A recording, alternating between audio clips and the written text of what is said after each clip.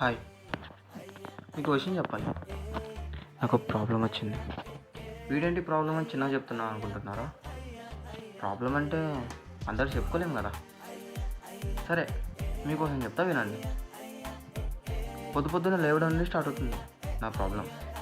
అందరికీ నచ్చాలని చాలా రకాలుగా డ్రెస్సింగ్లు, పర్ఫ్యూమ్లు ఎన్నో చేసుకొని వెళ్తాను. కానీ ఎవరికి నచ్చను.